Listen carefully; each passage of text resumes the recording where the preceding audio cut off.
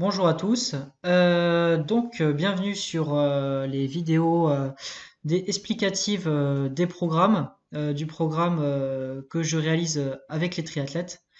Je me présente rapidement pour ceux qui tomberaient sur cette chaîne YouTube. Ces vidéos en fait sont inclus dans les suivis que je procure à mes athlètes, à mes triathlètes plus particulièrement. Donc là, il s'agit d'un suivi triathlon. Vous pouvez voir l'ensemble de mes prestations sur le site versatilitytrainers.com. Donc moi je m'appelle Pierre-Henri Foucoin, je suis entraîneur spécialisé triathlon et préparation physique des athlètes d'endurance. Euh, et également je gère tout ce qui est partie nutrition, notamment pour les athlètes d'endurance. Mis à part, une fois qu'on a fait ces présentations, on passe dans le vif du sujet sur cette page, donc comprendre et analyser ces tests. Donc pour resituer, il s'agit du PDF guide de suivi de la performance du triathlète. C'est un petit guide PDF que j'ai rédigé, là on peut voir rapidement. Un petit guide PDF que j'ai rédigé dans l'intention d'aider mes athlètes en suivi afin qu'ils se perdent moins, qu'ils comprennent mieux déjà ma méthodologie, comprendre mieux leurs séances, répondre aux questions récurrentes qui me sont posées depuis maintenant 4 ans que j'entraîne des triathlètes en suivi à distance et donc un petit peu mieux cerner ma méthodologie, les méthodes. Donc comprendre et analyser ces tests. Pour moi les tests c'est primordial. C'est primordial parce que d'une première part, durant la saison de préparation, ça permet de se situer, de savoir où on en est, de faire notamment par exemple lorsque je prends en charge un nouvel athlète, euh, je lui envoie un questionnaire complet, mais également je lui fais faire au bout de 2 petites semaines d'adaptation, voire 3 semaines, je lui fais faire une première batterie de tests. Donc vous retrouverez les tests standardisés, les 2 semaines de tests standardisés ici. Voilà. Une fois que j'ai fait passer toutes ces petites batteries de tests, on se retrouve dans l'Excel de suivi de la performance. Donc, cet Excel, on va retrouver le profilage de vitesse. Là, tout simplement, cet outil permet d'en savoir un petit peu plus sur le profil général de l'athlète, savoir si il a un indice d'endurance, quel est le niveau de son indice d'endurance, et en fonction d'une limite basse de son indice d'endurance, je vais déterminer euh, quelle orientation je vais prendre euh, pour son programme.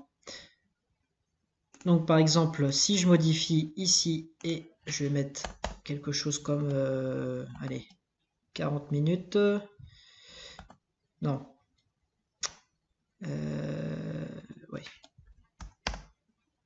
clac, et ici on va mettre 5 minutes, voilà. Le calculateur nous indique qu'il faudrait que je prenne un programme vitesse. Donc c'est-à-dire que j'oriente la planification de mon athlète sur un programme vitesse. Pourquoi? On va le voir ici. Tout simplement parce que donc le détail du calcul est ici. Et ici, j'effectue un petit suivi de l'indice d'endurance.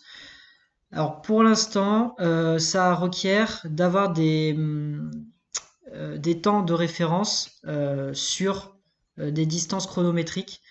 Je le fais pas actuellement sur des distances en triathlon parce que avec la partie vélo c'est très variable. À l'avenir, je travaille actuellement en fait sur créer un petit indice d'endurance par rapport aux tests directement qui sont effectués. Ici, on retrouve les différents tests.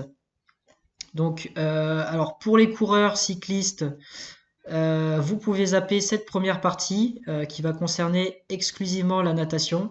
La vidéo est un petit peu longue, dans le sens que je préfère prendre le temps de présenter tous les tests. Voilà, vous pourrez tout simplement avancer la vidéo pour aller plus vite, ou si ça vous barbe. Voilà. Donc, ici, test 1500 mètres. Test de 1500 mètres, il va me permettre d'estimer votre seuil ventilatoire 2. Comme je le dis bien, c'est une estimation, ça ne remplace pas des tests en laboratoire. Mais voilà, c'est à peu près votre seuil de limite haute de la zone 4 sur l'échelle des I. L'échelle des I que j'utilise ensuite dans votre drive pour votre planification journalière. Donc imaginons ici 25 minutes au 1500 mètres, ce qui n'est pas foufou.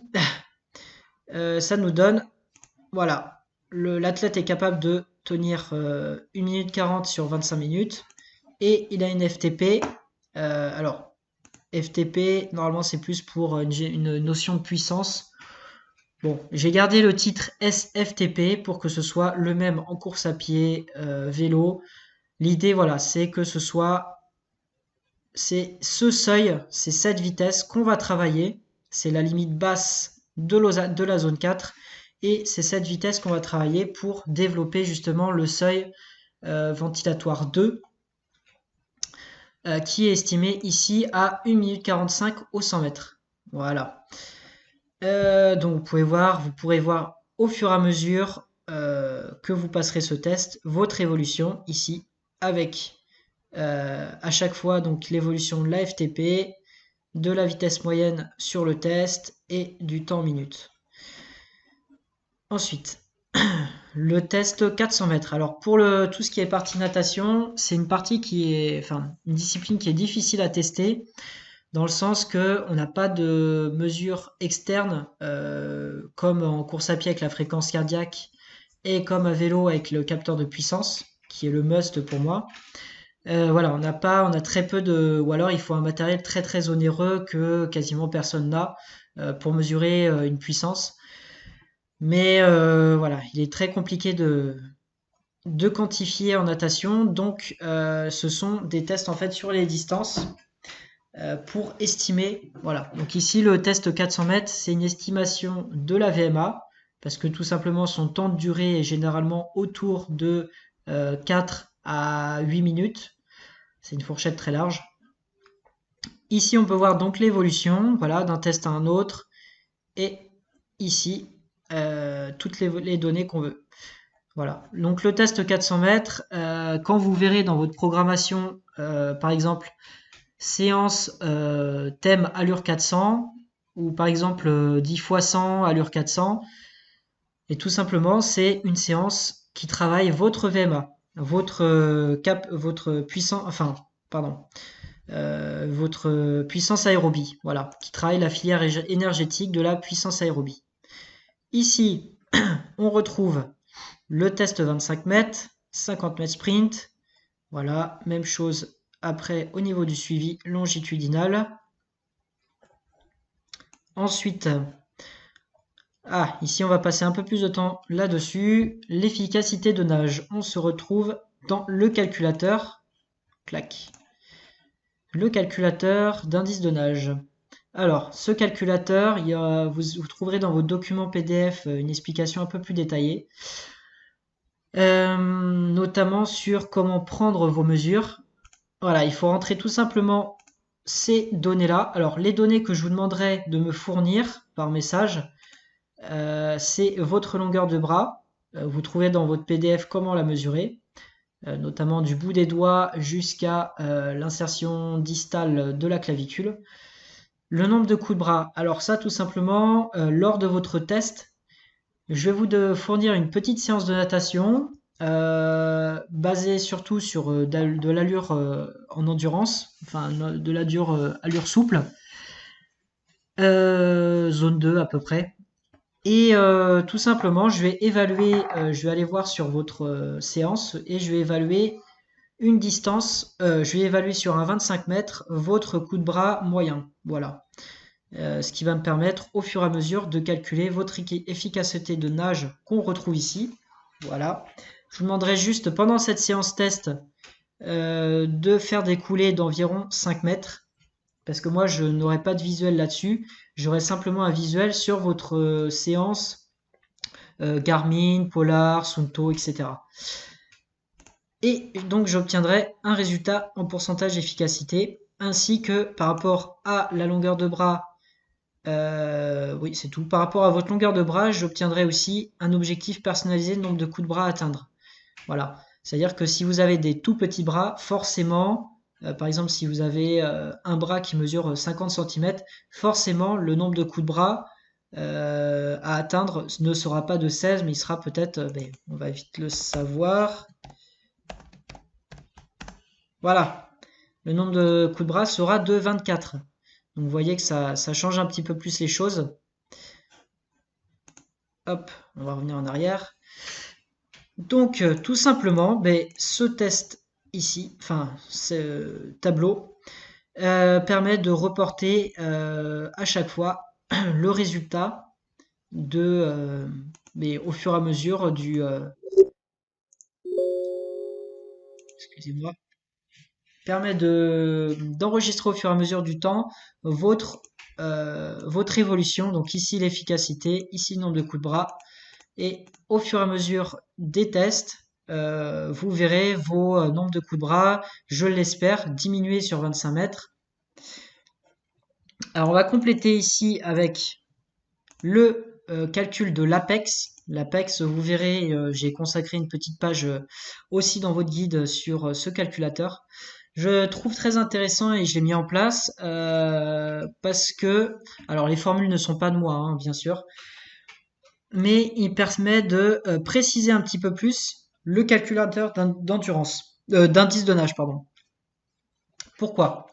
Parce que l'APEX, il va vraiment se référer à votre envergure, votre taille, et en fait, en fonction de votre ratio taille-envergure, il va calculer en fait un coefficient supérieur ou inférieur à 1. Donc là, tout simplement, on voit que mon envergure, donc ça c'est mes données personnelles, mon envergure est supérieure, bien supérieure à ma taille, donc j'ai des grands bras. Donc tout simplement, ça veut dire que hop, le résultat est supérieur à 1, donc l'APEX me dit il sera préférable de travailler la force et une faible fréquence. Donc c'est-à-dire que moi, je peux vraiment m'orienter euh, alors je suis pas à 25 coups de bras sur 25 mètres, mais là c'était pour l'exemple. Mais voilà, je peux vraiment me fier à cet objectif personnalisé de nombre de coups de bras à atteindre. Alors que si par exemple, hop, on va faire l'exemple, on va prendre l'exemple, allez, 60. Voilà, votre apex étant inférieur à 1, voilà, maintenir une fréquence élevée. Donc ici, j'ai des petits bras. Imaginons dans ce contexte, j'ai des petits bras. Du coup, si je regarde ce nombre personnalisé de coups de bras à atteindre, alors du coup forcément je ne vais plus avoir 75 cm mais peut-être 60. Voilà. Nombre de coups de bras à atteindre. Alors, il est forcément plus élevé, mais étant donné que l'Apex m'indique que je dois maintenir une fréquence, que je dois plutôt jouer sur la fréquence et moins sur l'amplitude, ça veut dire que par exemple, si en réalité je suis à 25 coups de bras sur 25 mètres, si je m'approche des 23, on peut dire que je suis quasiment à 100% d'efficacité. Même si, on va faire le calcul, hop, voilà, même si le résultat officiel, c'est 85% d'efficacité, on peut dire que 23 coups de bras sur 25 mètres, étant donné ma morphologie et l'évaluation de cette morphologie complétée par l'APEX, je peux me dire que ma fréquence de coups de bras est vraiment atteinte et que j'ai le niveau qu'il faut. Voilà. Pas besoin d'aller chercher les 20 coups de bras. Là, je sais que je suis efficace dans l'eau. Voilà. On va revenir, voilà, aux valeurs d'initiale. Ensuite, on continue sur les tests. Une autre vidéo sera consacrée à d'autres notions. Les tests en course à pied que j'utilise. Donc ici, on retrouve le test Kogan, voilà, de 20 minutes, qui correspond en natation au test 1500 mètres. Qu'est-ce que j'évalue? Toujours la même chose. Le seuil haut qui correspond à la vitesse moyenne maintenue sur ces 20 minutes. Et le seuil bas de la zone 4 qui correspond à 95%. Regardez la formule, 95% de cette vitesse moyenne sur 20 minutes. Voilà, donc on peut estimer que ces 95% sont du coup mon seuil ventilatoire 2 que je devrais développer. Voilà. Donc les données à me fournir quand vous passerez ces tests-là, tout simplement la distance, la cadence moyenne sur les 20 minutes et la fréquence cardiaque moyenne. Attention, moyenne, pas besoin de m'envoyer de fréquence cardiaque maximale, sauf si vous trouvez que vous avez atteint une nouvelle fréquence cardiaque maximale par rapport que vous n'avez jamais atteint auparavant sur un test VMA. Ça peut arriver. C'est assez rare, généralement quand on se connaît bien ou quand on a l'habitude de ces tests, ça arrive rarement, mais ça peut arriver. Donc voilà, les données, c'est fréquence cardiaque moyenne, cadence, distance et la date. Le Vameval ou demi-Cooper. Alors, ici, je vous demanderai de m'indiquer, bon, normalement je devrais être au courant quand même, je suis censé être votre coach, je devrais vous indiquer de toute façon quel test vous allez faire. Le test Vameval Bru, enfin Vameval ou Bru ou demi-Cooper, ça va dépendre tout simplement de ce à quoi vous avez accès. Le demi-Cooper, il sera réservé plutôt aux athlètes que je suis à distance et qui sont hors club. Le Vameval ou le Bru, ça va dépendre de votre club. Dans le club où je suis entraîneur, on fait passer le test Bru. Voilà, c'est un test qu'on fait passer depuis des années, donc je l'ai gardé comme suivi longitudinal des athlètes, tout simplement pour qu'ils aient une valeur de référence. De toute façon, hormis un test en laboratoire, que ce soit le Bru, le Vameval, le Cooper, il est difficile d'affirmer que l'un est vraiment plus fiable que les autres. Voilà, à 0,5 km/h, à 0,5 km/h près, on, on reste de toute façon dans une bonne estimation de la VMA. Donc je vous demanderai de me donner la VMA, la FC max et la cadence. Ici il y a une petite faute, ce sera la cadence totale. Voilà. D'ailleurs je l'ai faite ici. Bon bref. Et ici le suivi de la VMA. On va terminer. Ouais. Alors le test de vitesse maximale sur 50 mètres. Et ici je ne l'ai pas corrigé. Voilà. Test maximal sur 50 mètres sprint. Je vous demanderai de non pas vous chronométrer sur les 50 mètres, je vous demanderai de lancer votre montre GPS, parce que bon, la plupart même tous les athlètes que je suis ont généralement une montre GPS. Je vous demanderai en fait de relever votre vitesse maximale atteinte. Si vous ne la trouvez pas, il suffit de m'envoyer à la limite le fichier Garmin, Polar ou bien d'indiquer en fait quand vous enregistrez votre activité sur votre montre, vous indiquez test, sprint, course à pied, test 200 mètres. Voilà, pour que je puisse retrouver votre séance dans votre compte. Vous m'indiquez donc la vitesse maximale sur les 50 mètres, pas la vitesse moyenne sur les 50 mètres, mais la vitesse de pointe, vraiment. Ensuite, vous m'indiquez le nombre de pas par minute maximal, donc vraiment le nombre de pas par minute de pointe, pas le nombre de pas moyen sur les 50 mètres, attention. Et sur le deuxième test, donc vous trouverez les protocoles dans votre fichier PDF testing triathlon. Là, attention, on parle vraiment de moyenne. Là. Donc sur 200 mètres, vous courez le plus rapidement possible, vous chronométrez et vous prenez la vitesse moyenne sur ces 200 mètres. Voilà. ainsi que la cadence moyenne sur ces 200 mètres. Hop. Donc ici, on peut voir le suivi, la progression, le taux de récupération. Donc, il s'agit de prendre une fois que vous avez fait votre test VMA, d'accord? Vous ne coupez pas votre montre de suite. Vous faites un lap. Une fois que vous avez atteint le dernier palier, vous explosez. Vous faites un lap et vous attendez 1 minute 30 avant de relever votre fréquence cardiaque de repos. Enfin, la fréquence cardiaque post 1 minute 30. Pourquoi? Parce que, en fait, je vais relever votre fréquence cardiaque maximale atteinte lors de votre test VMA. Donc, en fait, tout simplement, ce sera ces tests-là correspondent du coup au test VMA. Voilà. C'est un test en fait 2 en 1. Je vous mettrai ensuite donc, je vous noterai ici la fréquence cardiaque maximale. Ici, vous m'indiquerez, donc vous m'envoyez par message votre fréquence cardiaque post 1 minute 30, d'accord? Et ça vous calculera un taux de récupération. Et le but, c'est de regarder l'évolution de ce taux de récupération. Voilà.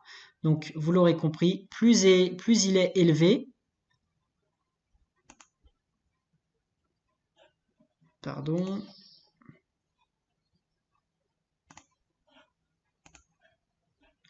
Donc, plus il est bas, plus ce taux de récupération est bas, et plus vous avez, en fait, c'est un indicateur de votre forme physique du moment et surtout de votre endurance. Plus vous avez une bonne capacité aérobie et meilleure sera votre cinétique de récupération et donc forcément plus votre taux sera bas. Donc on peut voir ici 1 minute 30, non, au bout d'une minute 30, j'étais redescendu à 130 BPM, alors que le 14 novembre 2019, j'étais redescendu pour la même FC Max, j'étais redescendu à 120 BPM. Donc on peut voir ici que mon taux de récupération est plus bas que le taux de récupération du 13 janvier. Donc j'étais en meilleure forme aérobie en novembre que en janvier. Voilà. Sachant qu'en plus de cela, la fréquence cardiaque maximale ne varie que très rarement si on se donne au maximum sur son test. D'une année sur l'autre, la fréquence cardiaque maximale varie très peu. Donc, il est très facile de comparer. En fait, voilà. Il est très facile de comparer déjà rien qu'avec ces valeurs-là, mais le taux de récupération permet de standardiser. Par exemple, si votre fréquence cardiaque maximale passe à 190, on va le faire ici, voilà, et que par contre je passe à 100, non, on va essayer autre chose, 110, on s'en approche. Si je passe à 100, ouais, parfait. Voilà, ici on pourrait croire que j'ai une meilleure récupération. Au final, elle est similaire parce que ma fréquence cardiaque maximale était inférieure. Elle a un petit peu baissé par rapport à la fréquence cardiaque maximale de novembre. Alors je vous rassure, là c'est pour l'exemple. Il est très rare, enfin je ne connais pas de cas où la fréquence cardiaque maximale a baissé de 8 points, enfin de 8 battements en 6 mois. Étant donné que la fréquence cardiaque maximale, elle est liée principalement à l'âge jusqu'à un certain âge. Voilà. Enfin, il y a une relation âge-fréquence cardiaque maximale. Voilà, on est revenu aux valeurs. Ici, vous pourrez suivre cette évolution. Et enfin, la fréquence cardiaque de repos. Elle fait partie de la semaine de test type. Elle est placée le 2e jour, juste après le test de coup de bras. On va rapidement en parler. De toute façon, vous retrouverez le protocole écrit dans votre fichier PDF testing triathlon. La fréquence cardiaque de repos, tout simplement, vous indiquez, hop, on va dire par exemple 25 04 2020, clac, Et bon, là, celle de 86, c'était pour l'exemple, hein, je vous rassure. Sinon, je serais pas trop en forme. Voilà, 50. Hop, on peut voir sur le graphique que donc ma fréquence cardiaque de repos évolue en fonction de la date. Donc la fréquence cardiaque de repos, ça va être un indicateur important. Alors déjà pour calculer tout simplement les zones de fréquence cardiaque, parce que j'utilise la fréquence cardiaque de réserve pour affiner le calcul des zones de fréquence cardiaque avec la méthode de Carvonon. Ensuite, cette fréquence cardiaque de repos, son suivi va aussi permettre d'avoir un indice important sur l'endurance du sujet, l'endurance de l'athlète. Plus votre fréquence cardiaque de repos baisse, et meilleure est votre forme aérobie. Alors je ne rentrerai pas dans les détails de la dérive cardiaque, mais voilà, la fréquence cardiaque de repos est à prendre donc le matin en se levant, avant de manger pour éviter une hausse de la fréquence cardiaque post-pandriale. Elle est à prendre sur une moyenne de 5 minutes. Alors c'est souvent l'erreur qu'on fait, c'est de prendre la fréquence cardiaque minimale atteinte. Le problème, c'est que cette fréquence cardiaque minimale, donc par exemple, ça peut être votre record sur les 5 minutes, vous êtes à, disons, 50 battements par minute en moyenne. Et il se trouve que sur un seul battement, vous descendez à 35. Alors votre fréquence cardiaque de repos n'est pas 35, elle est vraiment de 50. Parce que 35 c'est sur un seul battement, ça ne reflète pas en fait la fréquence cardiaque de repos, elle a pour vocation de refléter à combien bat votre cœur quand vous ne faites rien, quand vous êtes au repos total, allongé, que vous êtes à neutralité thermique, donc ni trop chaud ni trop froid, et que votre cœur bat simplement pour vous faire vivre, pour vous maintenir en vivre et faire fonctionner toutes vos fonctions du système du corps. Voilà. Donc prendre la fréquence cardiaque minimale ne serait pas un bon indicateur. On va finir avec les tests de vélo rapidement. Je ne vous présente pas le test FTP, test très connu donc dans le cyclisme. C'est exactement le même qu'en course à pied et en natation avec le 1500 mètres. On relève la même chose, c'est-à-dire le seuil ventilatoire 2, avec ici une petite chose qui change un peu. Alors, je vous en ai pas parlé pour l'instant, mais les cases bleues, j'ai fait exprès en fait de les mettre en bleu. Ce sont les cases dans lesquelles on peut compléter en fait ces informations. Les cases noires ici, en fait, c'est des cases qui sont avec des calculs. Donc voilà, un indicateur, c'est ici on peut modifier, ici on modifie pas. Donc petite annotation, je prends en compte la puissance, le poids sur le vélo, tout simplement pour standardiser d'un point à un autre votre évolution, étant donné que sur le vélo, le watt par kilo va largement influencer votre performance. Disons qu'en course à pied, on aurait pu le faire par exemple avec la VO2 max en millilitres par kilo ou en VO2 max absolu. Mais comme on mesure une donnée externe, c'est-à-dire la vitesse, on n'a pas besoin de tenir compte du poids parce que si vous arrivez à courir plus vite mais que vous avez pris du poids, vous avez quand même progressé. Voilà. Vous vous déplacez tout simplement plus vite et c'est tout simplement ce qu'on veut. Mais bon, il faut savoir quand même que si vous perdez ce poids, il y a des chances que vous couriez encore plus vite que ce que vous avez progressé malgré la prise de poids. En cyclisme, étant donné qu'on a une valeur, on a la possibilité de mesurer la puissance pour ceux qui disposent d'un capteur de puissance, soit sur home trainer ou soit directement sur leur vélo. C'est une donnée qui est extrêmement intéressante dans le sens que elle n'est pas perturbée par elle n'est pas perturbée. En fait, c'est comment dire, une donnée brute externe. C'est pas une donnée interne dans le sens que elle ne, comme par exemple la fréquence cardiaque. La fréquence cardiaque, elle peut être influencée par le fait que bah, si vous avez mangé, s'il fait chaud, froid, si vous êtes en forme, si vous êtes en méforme, voilà. Il y a énormément de facteurs qui peuvent jouer sur la fréquence cardiaque et qui peuvent du coup modifier d'un jour sur l'autre un petit peu les zones au final d'entraînement. Alors que la puissance, elle reste constante. Ce qui va être par contre intéressant, c'est de comparer ces variations de puissance et de fréquence cardiaque. Donc la fréquence cardiaque est toujours importante à garder sur les entraînements. Voilà, c'est pas parce que vous avez un capteur de puissance qu'il faut mettre de côté la fréquence cardiaque. Au contraire, ça permettra d'avoir un indice supplémentaire sur l'analyse de vos séances que je fais donc sur les séances clés des semaines.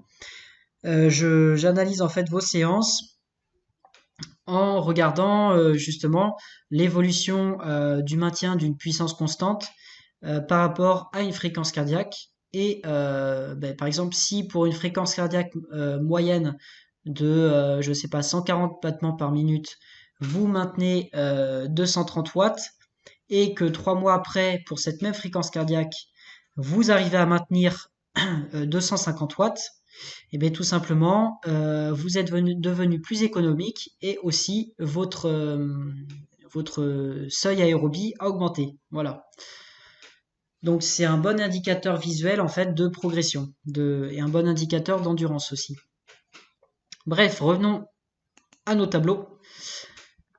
Donc le poids ici, vous indiquez à chaque fois le poids lors de vos tests. Donc il faudra m'envoyer en commentaire de séance votre poids, votre puissance moyenne maintenue sur les 20 minutes, votre cadence moyenne maintenue sur les 20 minutes et votre fréquence cardiaque moyenne maintenue sur les 20 minutes. Voilà. Et vous aurez votre FTP cible ici. Donc cette FTP, ce sera quand je vous indiquerai dans vos séances travail, par exemple 4 fois 5 minutes ou 4 fois 10 minutes à FTP, récup, je sais pas, 2 minutes. Voilà, ce sera cette valeur-là qu'il faudra venir programmer dans votre séance. C'est cette valeur-là qu'il faudra utiliser.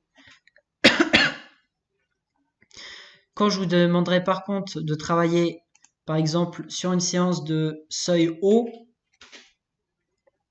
il faudra utiliser cette valeur-là. Voilà. Et pour suivre, pour comparer en fait d'une période à une autre votre performance, votre amélioration, on utilise les watts par kilo, qui sont moins faciles à utiliser du coup aux entraînements. Donc on garde les watts purs, les watts bruts, mais qui sont moins traditionnels aussi. Mais par contre, pour comparer dans le tableau, j'utilise donc les watts par kilo à chaque fois. Donc ici, on peut voir l'évolution en watts par kilo. Ensuite, ici, oui. Donc ici, on peut voir, ben, pareil, ça c'est sur le protocole de PMA. Alors ici, j'ai mis en rank test, protocole de FFC par palier de 2 minutes, mais c'est également valable pour le test de 6 minutes, comme en course à pied. Voilà. Donc ici, rien ne change. Les tests de puissance max. Alors, je vais passer un peu plus de temps sur ces tests. Pourquoi? Alors, les tests de puissance max, c'est l'équivalent en natation du test 25 mètres et 50 mètres, et en course à pied du test de 50 mètres sprint et du test de 200 mètres sprint. Ici, on utilise le Wingate test. Wingate test qui mesure sur 30 secondes votre puissance moyenne. Donc, il faudra bourriner pendant 30 secondes à bloc à la cadence que vous souhaitez. Donc, ne mettez pas trop fort ni trop léger pour trop mouliner. Mettez une résistance intuitive qui vous permet d'avoir assez d'appui pour fournir la plus grande puissance possible. Donc ici, voilà, c'est ma puissance moyenne sur 30 secondes. Le but étant voilà, de me fournir vraiment la puissance moyenne, pas la puissance maximale, attention. Ensuite, ici, on retrouve la puissance max. Alors j'ai mis ici 7 secondes, mais c'est comme le test de 50 mètres, de 50 mètres sprint en course à pied. Le but n'est pas de me relever la moyenne sur les 7 secondes, c'est vraiment de me relever la vitesse pic, la vitesse maximale atteinte. Donc sur un seul coup de pédale en fait. Voilà. Donc c'est-à-dire que l'idée c'est de fournir un sprint qui en moyenne dure entre 7 et 10 secondes, le temps d'atteindre sa puissance maximale. Voilà, le but est vraiment de relever la puissance pic atteinte sur ce sprint. Hop, et on termine avec le test de vélocité. Test de vélocité qui sera à passer en même temps que le test de puissance maximale.